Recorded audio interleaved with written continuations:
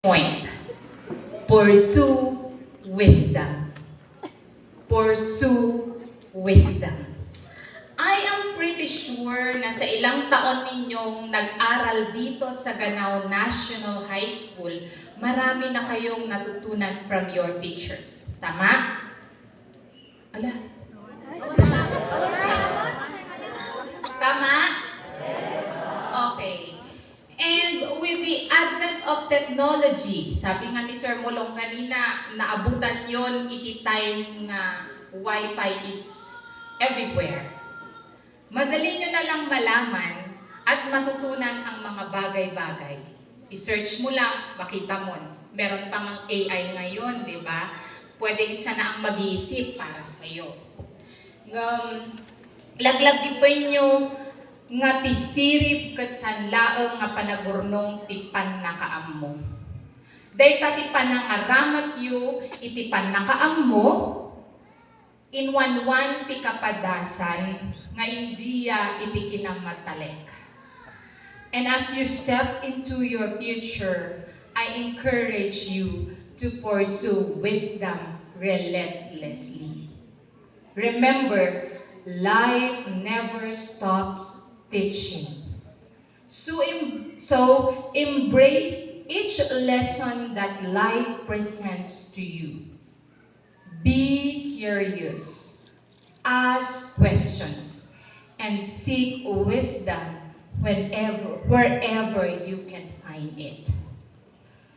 Maghanap kayo ng mga mentors ninyo who will teach and inspire you. Engage with those whose perspectives differs from your own, kasi dito mas lalawak ang pananaw ninyo sa buhay.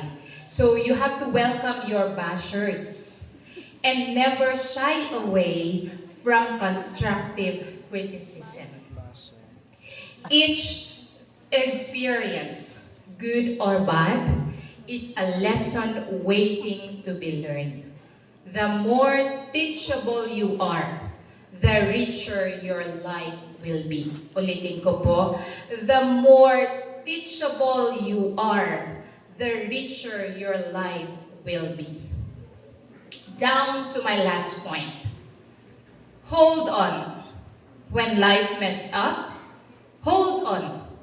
If in some point of your life, feeling mo na pag-iwanan ka na ng mundo, kat-awan ti makaawat kinyang, karkaron tupay no, let's say, makita mga dagiji batchmates mo to, ala, may suda naka-advance sa tibiyagda.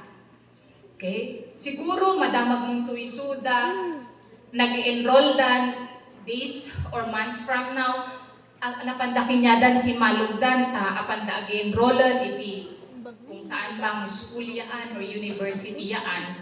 Kasi kakinyam kat, kailangan mo munang mag-stop. Kasi nga, kailangan mo munang, siyempre, agtamdan, tapno, dati pang enrollment to the next year.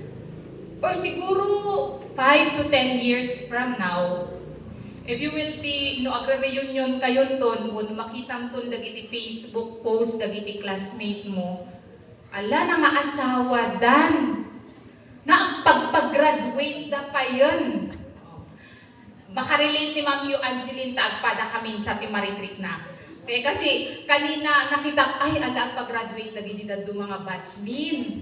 Si kami ngayon kami pa ilang abutin nyami, kani Ma'am Angeline. Kasi magka-batch din kami. Si kami kanda Ma'am Pep. So, okay. So, may mga ganun moments, I tell you, that you will wonder, bakit parang napag-iwanan na ako ng mundo? Apay nalipatan na sa niya po Diyos nung nagbigay siya ng blessing.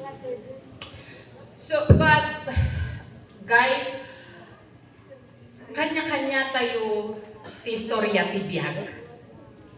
Okay? Kanya-kanya tayo ti istorya ti biyag. And that's the